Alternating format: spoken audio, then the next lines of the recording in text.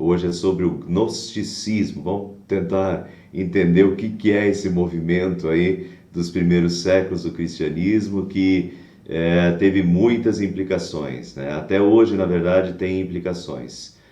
A sequência é realmente a sequência, né, do texto. No último estudo nós vimos até o versículo 17, hoje nós vamos seguir no versículo 18 até o versículo 27. Vou ler o texto primeiro e depois vamos fazer algumas considerações.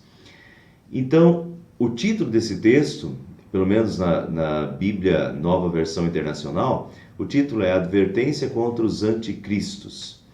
Filhinhos, diz João, esta é a última hora, e assim como vocês ouviram que o anticristo está vindo, já agora muitos anticristos têm surgido. Por isso sabemos que esta é a última hora. Eles saíram do nosso meio, mas na realidade não eram dos nossos, pois se fossem dos nossos, teriam permanecido conosco. O fato de terem saído mostra que nenhum deles era dos nossos.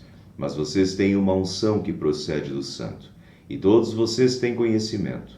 Não lhes escrevo porque não conhecem a verdade, mas porque vocês a conhecem e porque nenhuma mentira procede da verdade. Quem é o mentiroso senão aquele que nega que Jesus é o Cristo? Esse é o anticristo, aquele que nega o Pai e o Filho. Todo que nega o Filho também não tem o Pai. Quem confessa publicamente o Filho tem também o Pai. Quanto a vocês, cuidem para que aquilo que ouviram desde o princípio permaneça em vocês. Se o que ouviram desde o princípio permanecer em vocês, vocês também permanecerão no Filho e no Pai. E esta é a promessa que ele nos fez, a vida eterna. Escrevo-lhes essas coisas a respeito daqueles que os querem enganar. Quanto a vocês, a unção que receberam dele permanece em vocês. E não precisam que alguém os ensine, mas como a unção dele recebida, que é verdadeira e não falsa, os ensina acerca de todas as coisas, permaneçam nele como ele os ensinou. Então, claramente aqui, João está combatendo os falsos profetas e os falsos ensinos.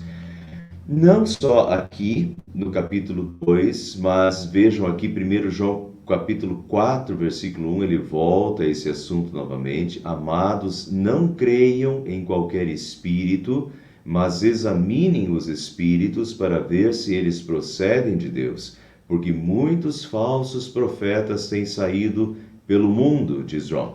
Essa questão de não crer em qualquer espírito, mas examinem os espíritos, é porque os falsos profetas, normalmente, eles se diziam, como até hoje fazem, né? As pessoas falam assim, eu tive uma visão, eu tive uma profecia, eu recebi uma profecia e o Espírito falou comigo. Bom, o que João está falando aqui, e que é uma boa diretriz, inclusive, tá? Na nossa igreja, a gente não tem muito disso, mas tem igrejas, principalmente as igrejas mais pentecostais, tem muito disso, né? De que as pessoas recebem muitas revelações aí, dizem que o Espírito Santo falou com elas. E daí, João está colocando um critério aqui. Amados, não creem em qualquer espírito, mas examinem os espíritos para ver se eles procedem de Deus. Eu acho que isso valeria muito, tá, para as igrejas pentecostais de hoje. Não estou dizendo que toda pessoa que fala que teve uma profecia, uma revelação, está mentindo. Absolutamente não. Eu acredito que Deus pode realmente dar alguma revelação, que Deus pode dar alguma profecia para alguém. Eu não vejo por que não isso. Agora, de fato, tem muitas coisas que são ditas aí que às vezes até contrariam passagens bem claras da Bíblia. E daí a gente tem um claro indício de que esses espíritos aí, que na verdade isso não foi revelação, e que isso não foi profecia, e que a pessoa sonhou, ou que a pessoa pensou, e que isso é um fruto psicológico da própria pessoa, e não veio de espírito nenhum. E se veio de um espírito, veio de um espírito mau, e não do Espírito Santo, porque o Espírito Santo não contraria o restante da palavra de Deus. Então, João aqui está dando um princípio bem claro para isso.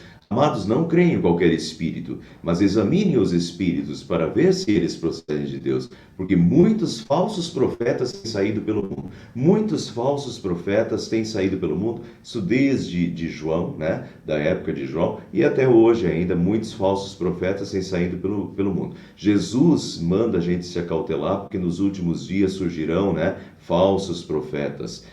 E anticristos também, que é o que João também está dizendo aqui. Mas Jesus diz que nos últimos tempos surgirão falsos profetas. Portanto, a gente tem que ouvir isso, mas provar, né? Provar isso. Não creem em qualquer espírito. Examinem os espíritos. Não, a gente não vai examinar os espíritos. A gente vai examinar o quê? Se eles dizem que isso veio do Espírito, a gente vai examinar se essa profecia que foi dada e que as pessoas dizem que tiveram do Espírito Santo, se essa profecia de fato é verdadeira, se ela combina com o restante das Escrituras e da Bíblia, né? A gente precisa ter consciência disso e precisa realmente examinar e não simplesmente aceitar tudo, tá? A gente ouça, não negue, mas examine. Eu acho que esse é o critério. Mas então, vejam que no capítulo 2 ele falou que surgirão falsos cristos, anticristos, né? Pessoas que estão indo contra Jesus, e surgirão falsos profetas, e esses falsos profetas já estavam no meio até da igreja de João, ou já tinham pertencido à igreja de João, e agora continuam tentando influenciar as igrejas de João, as 7 igrejas do Apocalipse, né? E no capítulo 4 ele volta a esse assunto, e não só. Vocês vão ver que quando a gente partir para a segunda carta de João, na segunda carta de João, João de novo repete isso, ou seja, é uma preocupação de João. Eu não falei sobre isso na introdução, até falei, mas bem rapidamente, quando eu fiz a introdução às cartas de João, eu falei bem rapidinho e deixei para desenvolver um pouco mais esse tema aqui. Mas esse é um tema recorrente nas cartas de João. João está batendo firme nos falsos profetas e está realmente falando, olha pessoal, fiquem antenados, porque tem falsos profetas e tem anticristos que até saíram do nosso meio. João vai falar isso, a gente já vai ver isso novamente, tá? Mas então esse é um tema recorrente nas cartas de João. Vejam a segunda carta de João, versículo 7, por exemplo. De fato, muitos enganadores têm saído pelo mundo, os quais não confessam que Jesus Cristo veio em corpo. Tal é o enganador e o anticristo. Então, quem é o anticristo? O anticristo é esse enganador, aquele que, na época de João, está dizendo que Jesus Cristo não veio os quais não confessam que Jesus Cristo veio em corpo, ou seja, que Cristo não encarnou, tá? Então, esse anticristo que João está falando aqui, não me parece ser, tem uma característica bem própria, bem peculiar, que é o anticristo no sentido de confundir Jesus, no sentido de que Jesus não se encarnou. Tá? Eu já vou explicar isso um pouquinho melhor, eu não quero antecipar os fatores, eu já vou explicar para vocês o porquê que eles ensinavam isso. Mas o anticristo aqui tem esse sentido, uma pessoa que está indo contra Cristo porque está ensinando que Jesus Cristo não se encarnou. Não é bem o mesmo anticristo, as mesmas características dos anticristos que fala Paulo em 2 Tessalonicenses, o Apocalipse também, que o anticristo daí virá com sinais, né, com prodígios e tal, são outras características, mas aqui também não deixa de ser um anticristo. Anticristo no sentido de que vai contra Cristo, né? Está ensinando algo diferente do que o Cristo é encarnado para a nossa salvação. Vamos continuar. Por que isso é importante? E João bate nessa tecla, né, de que quem não confessa que Jesus Cristo veio em corpo é enganador e o anticristo. E ele repete isso pelo menos 3, 4 vezes no nosso texto aqui, de que aquele que não que nega que Jesus Cristo tenha se feito corpo mesmo, tenha se encarnado, é um anticristo. Por que isso é tão importante? Desvirtuar Jesus não é desvirtuar um ponto doutrinário periférico, mas o ponto central da salvação. Quando a gente mexe com Jesus, nós mexemos com o ponto central da salvação. Vejam, Deus amou ao mundo de tal maneira que deu o seu Filho unigênito para que todo que nele crê não pereça, mas tenha vida eterna. Quando alguém nega que Jesus, ou mexer com Jesus, é mexer com o centro da salvação e mexer com o plano da salvação de Deus. Rejeitar Jesus é rejeitar o Pai e o seu plano eterno de salvação, né? Antigo Testamento é isso e o Novo Testamento é isso. O Antigo Testamento é Deus prometendo que o Cristo viria, que ele mandaria o seu Filho. Jesus vem ao mundo, Jesus se encarna, Jesus morre na cruz por nós, e esse é o centro da doutrina cristã e o centro da salvação, que Jesus Cristo morreu por nós, se fez um de nós, se fez ser humano e pagou pelas nossas culpas na cruz. Portanto, errar em Jesus é errar, não é errar num ponto periférico de doutrina cristã, mas é errar no centro, né? No centro da salvação. E por isso João chama eles de anticristos. Isso é perverter Jesus, e perverter o ensino correto sobre Jesus é perverter a salvação. Vejam, os falsos profetas já haviam estado entre eles, já haviam pertencido à igreja de João e continuam tentando desviá-los. Diz João, eles saíram do nosso meio, mas na realidade não eram dos nossos, pois se fossem dos nossos teriam permanecido conosco. O fato de terem saído mostra que nenhum deles era dos nossos na verdade, né? Então, a constatação aqui de que eles de fato não eram dos nossos é que eles saíram, né? Eles estavam tentando perverter, provavelmente, os cristãos e a liderança permaneceu firme, né? Como diz lá no texto anterior, nos textos anteriores, que os jovens venceram o maligno, quer dizer, eles estavam fortes na palavra de Deus e conseguiram perceber e diagnosticar os erros, e não aceitaram esses erros, e aí esses falsos profetas, esses anticristos saíram do meio, mas antes eles estavam ali no meio, né? A gente faz uma distinção entre igreja visível e igreja invisível.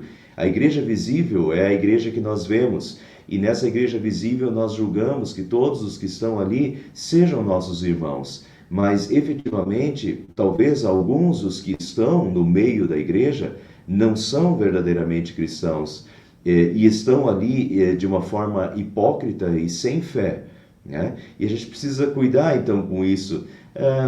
Não é para ficar julgando os nossos irmãos, né? Tem às vezes irmãos mais fracos da fé, mas a gente tem que saber disso, que dentro da igreja visível, a igreja que nós vemos, né? Daqueles que professaram a sua fé, eventualmente podem ter professado sua fé de boca para fora, com hipocrisia, e podem estar dentro da igreja cristã, não sendo de fato ovelhas, né, que estão seguindo o bom pastor, mas sim lobos. Então a gente tem que ficar esperto com isso também. A gente vai ver um pouquinho mais para frente, um pouquinho mais sobre isso. O perigo dos falsos ensinos nem sempre vem de fora, às vezes vem de dentro. Vejo que aqui eles estavam dentro e eles primeiro tentam, né, dentro da igreja, corromper a própria igreja, né? Então eles saíram do nosso meio, mas na realidade não eram dos nossos, mas eles estavam ali. Então, às vezes o perigo vem de dentro. Cuidado, tá, pessoal? Às vezes tem pessoas da igreja que falam verdadeiras heresias, que falam verdadeiros falsos ensinamentos dentro da igreja, tá? Cuidado para não aceitar tudo. A gente tem que ser como os cristãos de Bereia. Os cristãos de Bereia, a característica era que eles recebiam a palavra e iam para casa e iam ver se as coisas de fato eram assim. E isso serve de critério para tudo. Julguem assim os pastores. Podem me julgar, né? Podem olhar para mim nesse sentido. Não é para aceitar tudo. Ouçam a palavra, né? e confiram se isso de fato é assim, se isso está realmente de acordo com a Bíblia. E façam isso comigo, façam isso com todos os pastores e façam isso com todos os membros da igreja também. Às vezes pode ter um membro da igreja que está ensinando uma falsa doutrina ou está com falso pressuposto, um falso valor também, e que a gente tem que questionar, tá? Não é porque, né, estão dentro da igreja, às vezes até pode ser pessoas bem intencionadas, mas que não ensinam, né, não estão com o ensinamento correto, tá? Vamos lá, os falsos profetas diziam ter um ensino superior, mas mais evoluído. E aqui nós vamos, agora já começa a estudar isso, as características desses falsos profetas. Eles diziam ter um ensino superior. Nós já vamos ver isso, que eles eram do movimento chamado gnosticismo. Gnosticismo vem de gnose. Gnose em grego é saber, é conhecer, é conhecimento. Então eles se julgavam conhecedores, eles se julgavam sabedores, tinham uma sabedoria mais elevada, um conhecimento mais elevado das coisas, mais espiritualidade, teoricamente. Então, esses falsos profetas diziam ter um ensino superior, um ensino mais evoluído. Quanto a vocês, a unção que receberam dele, diz João para a igreja dele. Quanto a vocês, a unção que vocês receberam dele, de Deus, de Cristo, permanece em vocês. E vocês não precisam que alguém os ensine, mas como a unção dele recebida, que é verdadeira e não falsa, os ensina acerca de todas as coisas, permaneçam nele como ele os ensinou. Cuidado, sempre de novo surgem falsos profetas, lobos em peles de ovelhas, com um ensino aparentemente evoluído. Permaneçam nele, diz João. Permaneçam nele como ele os ensinou. Olha, hoje em dia, muitas faculdades teológicas estão ensinando absurdos. Uma pretensa evolução da teologia, né? Que parece que se sabe muito, que se sabe tudo, e vão teoricamente são tão evoluídos que negam a Bíblia, que negam a palavra de Deus e que chegam a negar o próprio Cristo e o próprio Deus. Então isso acontece hoje também. Então cuidado, sempre de novo surgem falsos profetas, lobos, mas que vêm em peles de ovelhas, com um ensino aparentemente evoluído, né, mais científico, olha, mais moderno, mas examinem os espíritos. E diz João, permaneçam nele como ele os ensinou. Permaneçam na palavra de Deus. A palavra de Deus é eterna. Pastores morrem, são falíveis. A palavra de Deus é eterna. A palavra de Deus vem do Espírito Santo, vem do verbo que se fez carne, vem da boca de Deus. A palavra de Deus, como diz Jesus, a minha palavra permanece para sempre. Céus e a terra passarão, mas a minha palavra não passará. Então, confiem na palavra. Permaneçam nele como ele os ensinou. Permaneçam na palavra, permaneçam na Bíblia. Tá? Se a gente pode evoluir em alguma coisa em termos de conhecimento histórico, em termos de conhecimento arqueológico, né? de novas descobertas arqueológicas que somem no nosso conhecimento da Bíblia, ótimo, isso é evolução. Agora, evolução de pensamento humano, filosofia teoricamente evoluída, moderna, que diz que a Bíblia está errada, que diz que a Bíblia está ultrapassada, que diz que... Entendeu? Aí você está confiando em seres humanos falíveis, em falsos profetas, e aí você deve permanecer nele, como ele os ensinou. Permaneçam em Cristo, permaneçam na palavra, porque a palavra é eterna. Pastores, pregadores, teólogos são falhos. Permaneçam no que Deus ensinou, permaneçam no que a palavra ensina, tá? Isso é o porto seguro. Quais eram então os falsos ensinos da época de João? Em geral, se concorda que era uma espécie de gnosticismo. O gnosticismo ele foi muito forte no segundo e no terceiro século. Mas a gente já vê claramente o embrião do gnosticismo no primeiro século. Esse movimento gnóstico, ele até hoje, eu já falei isso em estudos anteriores, mas já faz um tempo, eu vou repetir aqui para vocês. Às vezes surgem, até a dona, se não me engano, foi a dona Elisa que me mostrou há 3 semanas atrás, acho que era uma super interessante, ou era uma dessas revistas aí, que de novo traziam aqueles livros, né? Que dizem assim, nossa, olha aí, ó, esses livros são livros escondidos, são livros que a Igreja Católica escondeu, são livros, porque são livros que vão contra a Bíblia, entende? E na verdade esses livros aí, o Evangelho de Maria, o Evangelho de Tomé, o Evangelho, e assim vai, tem um monte de livros que eles dizem assim, esses livros são livros escondidos, a Igreja Católica escondeu no Vaticano, porque esses livros, se forem conhecidos, eles então destroem a Igreja Cristã e a Bíblia e tal. Na verdade, esses livros não são escondidos, esses livros a gente já tem conhecimento, a gente estuda esses livros na faculdade de teologia, não tem nada de escondidos neles, só que esses livros, e aí que tá, esses livros, eles são de uma época muito posterior e eles são livros gnósticos. São livros, em geral, do segundo, terceiro e até quarto século do cristianismo. Portanto, não eram livros como os evangelhos do primeiro século, tá? Eles são livros que surgem bem depois e são livros que surgem nesse ambiente dessas seitas gnósticas e que nunca foram aceitados pelo cristianismo, porque claramente são livros que a gente chama de pseudoepígrafos, eles só davam o nome, tipo Evangelho de Maria, porque Maria era uma pessoa famosa, mas na verdade o Evangelho não era de Maria, foi escrito 300 anos depois de Maria, então, só para justificar, né, se colocava o nome de Maria.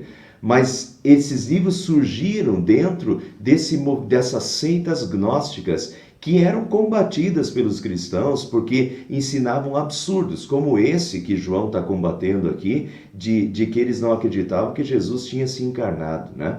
Então, esse é o ambiente, é nesse ambiente que nascem esses livros. Então, esses livros não têm nada de escondido, esses livros sempre foram conhecidos da igreja cristã de todos os tempos, mas nunca foram aceitos pelo cristianismo, porque são livros que surgem no meio de uma seita agnóstica, quase anticristã, que é tratada como um anticristo, né? Esses ensinos. Portanto, não é verdade que eles sejam cristãos, eles nunca foram cristãos, na verdade, esses livros, né? Mas vamos entender um pouquinho mais esse gnosticismo. Era uma mistura de filosofia, platônica ainda, né? Do platonismo, uma mistura de filosofia, de judaísmo e de cristianismo. E algumas coisas também de religiões orientais ainda. Só para vocês terem uma noção, o gnosticismo ele ressuscitou desde 1846, ele ressuscitou com força e hoje ele continua aí. Para vocês terem uma noção, o que é o gnosticismo hoje? É o esoterismo, né? A teosofia. Se vocês forem, talvez vocês já tenham visto isso aí, ou nas cidades, ou na internet, movimentos teosóficos. Se você for ler um pouquinho mais sobre teosofia e movimentos teosóficos, você vai ver que são extremamente esotéricos, esses cultos de mistério, de ocultismo, né? Quem está à frente disso, quem começou com isso foi, por exemplo, Helena Blavatsky, que é considerada uma bruxa. Então, isso é hoje, só para vocês terem uma ideia assim do gnosticismo, que o gnosticismo ele foi ressuscitado desde 1846 e hoje ele está até bastante forte, né, no Brasil. Eu já vi vários outdoors em diferentes cidades aí, falando de teosofia, convidando para reuniões teosóficas, né, e tal. E é extremamente esotérico. Então, o gnosticismo da época de João ele misturava um monte de coisas. Filosofia de Platão, judaísmo, cristianismo, era uma baita de uma salada de fruta. O que eles falavam? Tinha diversas versões. Uma delas era essa daqui: o mundo foi criado por uma divindade imperfeita, chamada um demiurgo. A vida na Terra é uma forma maléfica, usada para aprisionar o espírito humano. Então, tinha o Deus bom, mas quem criou o mundo, né, foi essa divindade imperfeita, um semideus, o demiurgo.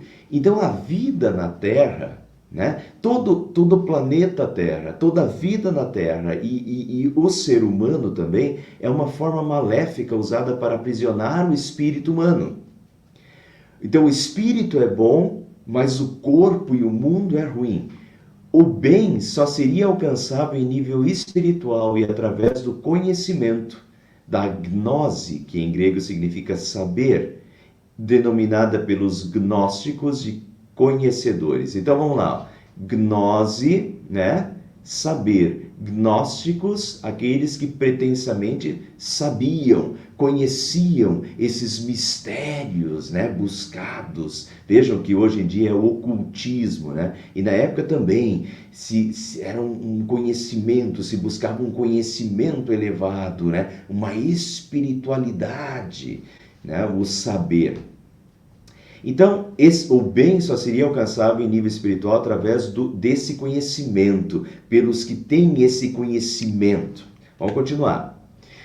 O Deus bom, um ser espiritual e supremo, havia interferido no processo de criação ao inserir em cada ser humano uma centelha divina que os torna capazes de despertar e conhecer a verdade.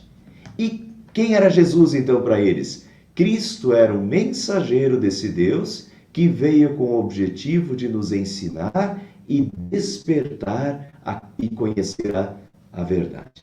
Então veja que é uma salada de fruta bem grande aí, e daí vocês veem que por que esses livros, né, e esse gnosticismo foi rechaçado nas igrejas cristãs, porque ele não tem nada a ver com cristianismo, na verdade, né?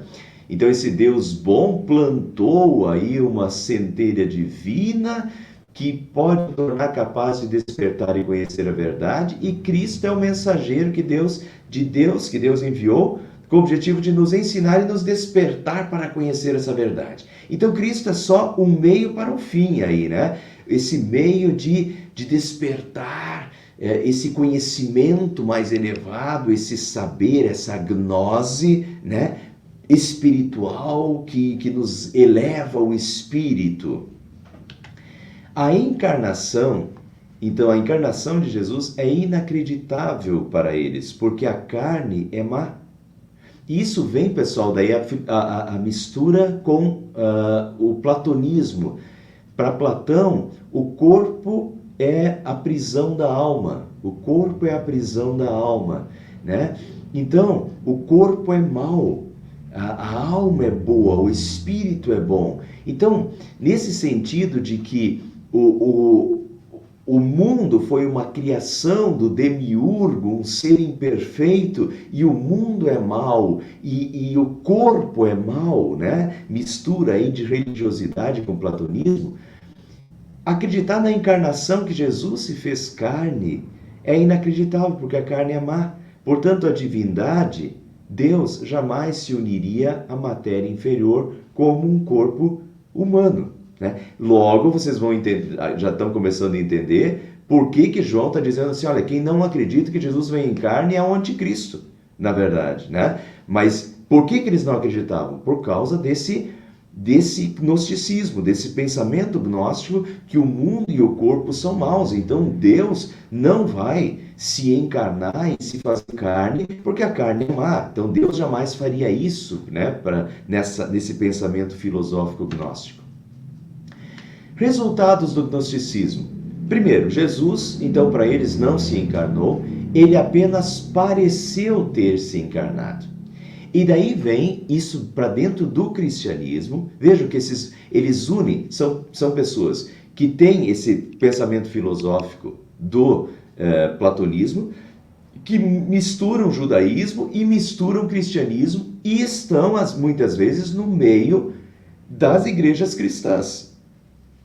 Até hoje, tem gente que está no meio das nossas igrejas e que às vezes tem pensamentos filosóficos religiosos completamente errados, tá? Isso tem hoje em dia ainda. Mas vamos lá. O que era o docetismo?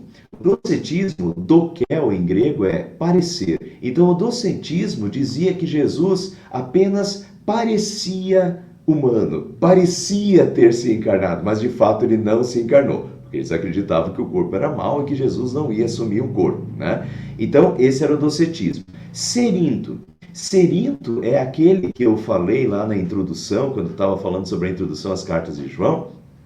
Cerinto é aquele homem que, quando ele chegou no balneário em Éfeso, o apóstolo João saiu fora, porque ele ficou com medo. Quando ele soube que o Cerinto tinha chegado no balneário, ele dá o fora porque ele ficou com medo de que Deus castigaria o balneário, porque o Cerinto tinha chegado no balneário. Quer dizer, tamanha a aversão ao ensino de Cerinto, porque Cerinto era um desses que negava a divindade de Jesus, negava que Jesus de fato tinha se feito carne, né? Cerinto era um desses anticristos que João está combatendo aqui. Ele morava na mesma cidade e já tinha pertencido à igreja ali de Éfeso. Então, alguns afirmavam que Cristo entrou em Jesus, que tipo assim, essa divindade, Cristo, entrou em Jesus no batismo e deixou Jesus no Getsêmani, porque o Cristo, essa divindade, jamais iria sofrer na cruz, né? Então ele entrou em Jesus no batismo e deixou Jesus no Getsêmani, e quem morreu na cruz foi o homem Jesus, mas não a segunda pessoa da Trindade, o Cristo divino. Então veja como se criou diversos pensamentos aí por causa da filosofia agnóstica. Eles começam a fazer uma amálgama, né? Uma mistura de filosofia, de judaísmo, de cristianismo, e resulta nesse pacote aí, né? Que eles não conseguiam acertar Jesus, a encarnação de Jesus. E meus irmãos, a encarnação de Jesus é tudo para nós, né? É justamente porque Jesus se encarnou, porque Jesus se fez um ser humano e assumiu as culpas do ser humano e pagou pelas culpas do ser humano na cruz. Então, tirar Jesus da cruz é tirar a salvação, é tirar o pagamento das nossas culpas, é tirar o cerne da salvação, né? E João combate fortemente essa heresia. 1 João 4, 2 e 3, vocês podem reconhecer o Espírito de Deus deste modo. Todo espírito que confessa que Jesus Cristo veio em carne procede de Deus, mas todo espírito que não confessa que Jesus não procede de Deus. Esse é o espírito do anticristo. Então, se alguém não confessa que Jesus veio em carne, né, esse não procede de Deus e é o espírito do anticristo. João combate ferozmente essa falsa heresia que estava rodando, que já tinha rodado dentro da igreja e que agora continua ainda rodando fora da igreja, mas tentando os próprios membros da igreja.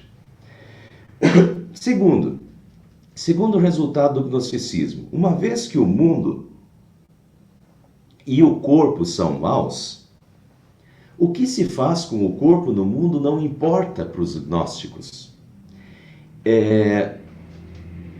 Então vejam, o resultado é depravação sexual. É assim, se o corpo é mau, né, eles não dão valor para o corpo. O mundo é mau, o corpo é mau, e só o espírito é bom.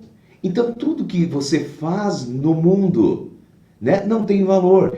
E o teu próprio corpo, o que você faz com o teu corpo também não tem valor. Logo, depravação sexual, né?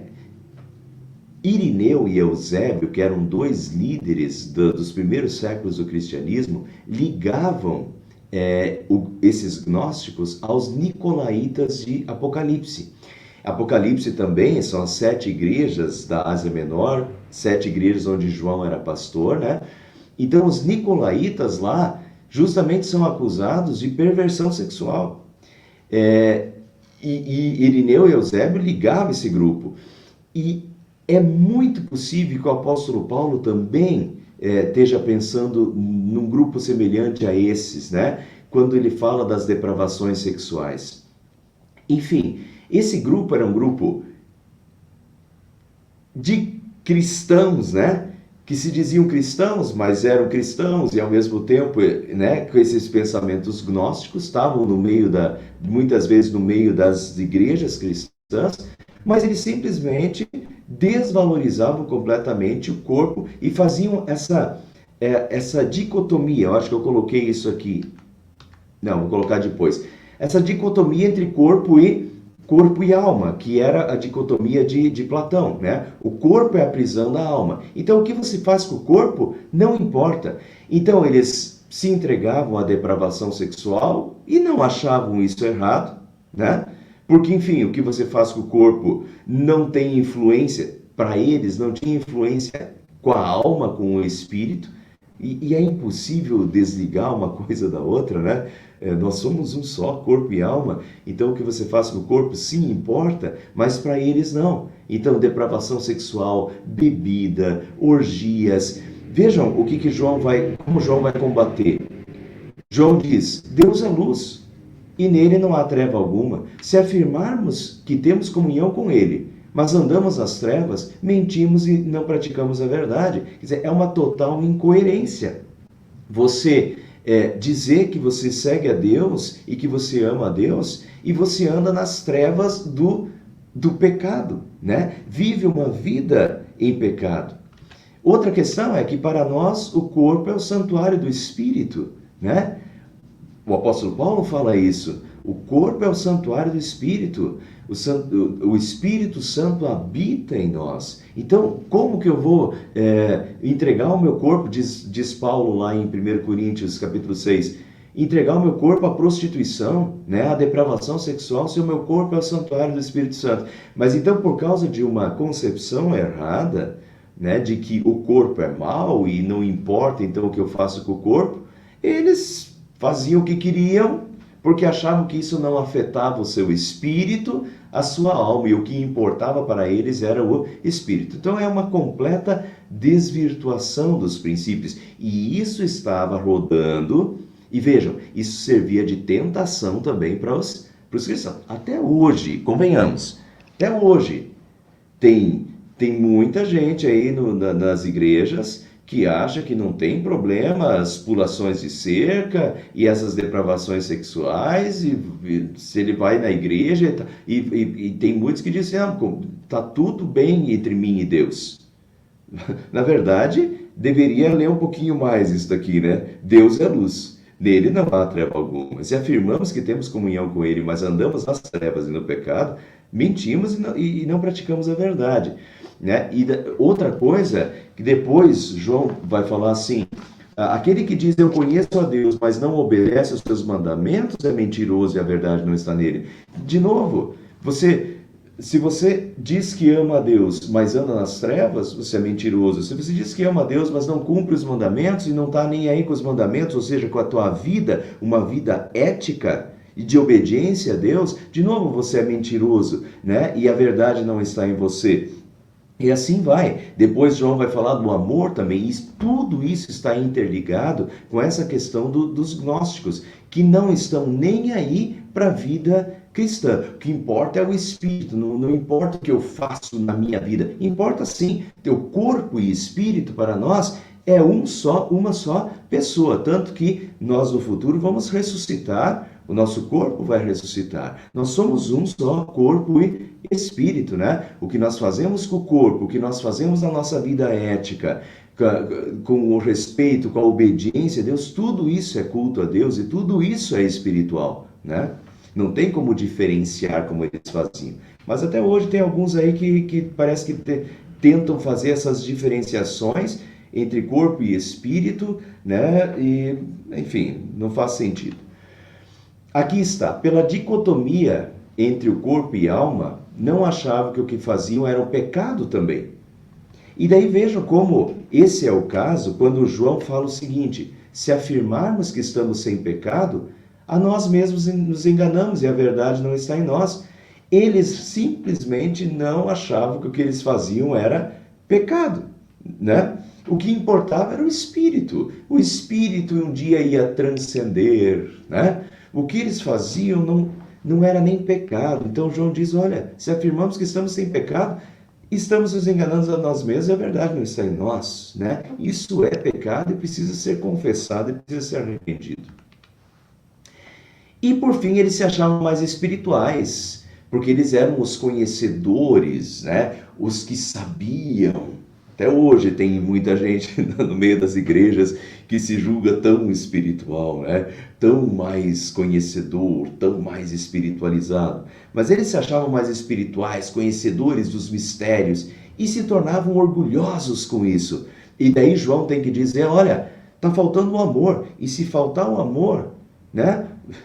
Paulo vai dizer depois, 1 Coríntios 3, sem amor nada somos, nada seremos, né? E João é o apóstolo do amor, e João está batendo nisso. Olha, o mais importante, o maior mandamento é o amor. Então, esse orgulho deles, tudo isso João está combatendo os gnósticos, esse pensamento gnóstico, que por mais que eles já tinham saído da igreja, eles continuam tentando, né? Eles já tinham estado dentro da igreja, então eles continuam tentando as pessoas que estão dentro da igreja, desviar os que estão dentro da igreja com essas filosofias cristãs, né? Esses pensamentos e esse orgulho, e João está combatendo fortemente isso, né? Dizendo, olha, para com isso, o amor é o mais importante, né? Vocês têm a unção que procede do santo e todos vocês têm conhecimento. E aqui João está fortalecendo a igreja. Todos vocês têm conhecimento. Não é só alguns de vocês que têm um conhecimento elevado, né? E os outros continuam lá na carne, né? Como os gnósticos achavam que a carne era má e tinha uma centelha divina e que Cristo então acendia essa centelha divina e a pessoa se tornava conhecedora, né? Sabedora dos mistérios de Deus e então mais espiritualizada e tal. E João diz, não, todos vocês têm a unção que procede do Santo, todos vocês têm conhecimento, não lhes escrevo porque vocês não conhecem a verdade, mas porque vocês a conhecem. Vejam como João está batendo em conhecimento. Conhecimento, conhecer, conhecer. Vocês têm o conhecimento. Todos vocês que foram convertidos pelo Espírito Santo têm esse conhecimento de Cristo, né? E têm já essa vida espiritual. Terminando, exemplo para os nossos dias. Cuidar com as filosofias religiosas que misturam filosofia e religião. Teve uma época atrás, bastante tempo, que eu comecei a comprar livros que eu via nas bancas e jornais para ver o que as pessoas liam, né? Livros de filosofia religiosa, livros sobre Deus. Mas, pessoal, é uma verdadeira nojeira. Não tem quase nada que presta no meio disso, tá? Então, eu só estou dando esse exemplo, parei de comprar e teve uma época que eu estava me desfazendo de muitos dos meus livros e esses livros eu queimei, porque eu não queria nem doar, porque eu não queria nem que fossem parar em biblioteca de outra pessoa, em biblioteca pública. Eu queimei esses livros, porque uma porcaria tão grande que eu não queria nem que outros lessem, né? Mas só para dar um exemplo para vocês, que tem muita filosofia religiosa, muita coisa escrita sobre Deus, né? Que mistura religião e filosofia, que é bem o que os gnósticos faziam, e que está muito né? As pessoas leem isso, acham bonito, né? Uma filosofia religiosa, fala sobre Deus, fala sobre Jesus, mas completamente descaracterizado, um Deus descaracterizado, um Jesus descaracterizado, um Jesus e um Deus pintado pelas mentes humanas, né? Desenvolvido, né? Enfim, filosofias religiosas. Cuidado com isso. Hoje está cheio de literatura aí, mas a maioria daquelas que tem que usar como papel higiênico, nem para isso serve, né? Considera-se seita toda religião que nega ou desvirtua o Pai, o Filho e o Espírito Santo. Então João lá chama de anticristo aqueles que negavam a encarnação de Jesus. Hoje a gente considera seita, então, toda religião que nega e desvirtua a Trindade, o Pai, o Filho e o Espírito Santo. Mexer com Deus, desvirtuar Deus, é desvirtuar o centro né? É desvirtuar o próprio Deus e desvirtuar a salvação. Por isso a gente caracteriza como seita, como João caracterizou também, né? Os gnósticos como uma seita e uma seita anticristã, inclusive. E para terminar, um exemplo, o Espiritismo, né? O Espiritismo tem muitos pontos de contato com o gnosticismo, na verdade. Para o Espiritismo, Jesus é um espírito de luz, assim como para os gnósticos, o Cristo era aquele que vinha acender, despertar a centelha divina de cada um, né? E dar o conhecimento. E para os espíritas é muito parecido. Jesus é um espírito de luz, ele não é o Cristo, não é o Cristo. Por isso o Espiritismo nunca vai poder ser chamado de cristianismo. Espiritismo não é cristianismo, nunca foi e nunca será, porque cristianismo vem de Cristo e aceita que Jesus é o Cristo. Isso significa Jesus pregado na cruz, é o Filho de Deus que deu a sua vida na cruz e o seu sacrifício na cruz tem poder salvador para mim, porque perdoa todos os meus pecados. Jesus na cruz para nós é o Salvador de todos os nossos pecados, é o Cristo, tá? E o Espiritismo não aceita isso. O Espiritismo não aceita que Jesus na cruz tem algum poder salvador. Pelo contrário, a salvação não é mérito de Jesus na cruz para o Espiritismo, mas é mérito pessoal a ser conquistado em sucessivas reencarnações, né? Quem conquista a salvação... E vejam como é parecido, porque o Espiritismo também, o objetivo do Espiritismo é desencarnar, é se tornar um espírito, ou seja, é deixar o corpo. O corpo, né, você tem que ir sucessivas reencarnações até que o teu espírito se desencarna, né? O teu espírito se purifica a tal ponto de desencarnar. O objetivo é desencarnar.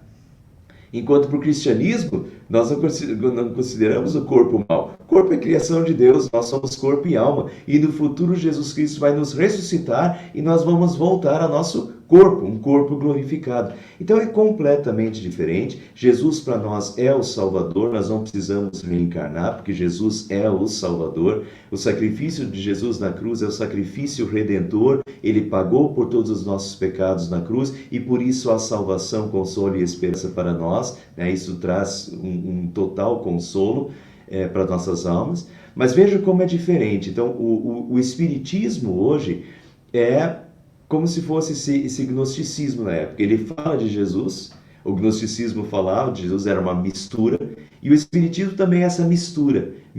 O Espiritismo é bem uma mistura filosófica, mistura filosofia com cristianismo, entende? Com hinduísmo também, porque o sistema de reencarnações é um sistema da religiosidade hindu, né? Os hinduístas têm isso há muito mais tempo do que Allan Kardec. Allan Kardec pegou, na verdade, a reencarnação do hinduísmo e colocou Jesus no meio disso e fez essa salada de fruta que é filosofia, que é hinduísmo, que é cristianismo. Jesus está lá no meio, mas Jesus não é o Cristo, compreende? É uma mistura que ilude, né? Cativante até, cativante, parece evoluída em muitos sentidos.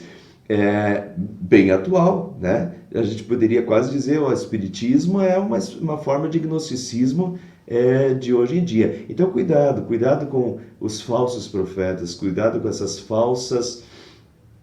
falsificações de Jesus, né? Elas já aconteciam na época de Jesus, elas estão acontecendo no nosso tempo e elas sempre acontecerão, né? Jesus nos previne contra os falsos profetas, e a gente tem que ficar sempre de olho nisso também. Então esse é um dos tópicos principais da primeira carta de João e da segunda carta de João, o combate aos falsos profetas, e hoje a gente estudou um pouquinho mais isso e também vimos um pouco sobre o gnosticismo. Gnosticismo, entender esse movimento gnosticismo, entendendo isso, você entende um pouco melhor o livro de Colossenses, você entende um pouco do Apocalipse, quando João está falando para 7 igrejas do Apocalipse, entende as cartas de João, e entre esses últimos 50 anos da primeira era do cristianismo, assim como o segundo e terceiro século do cristianismo, que o gnosticismo estava completamente em voga.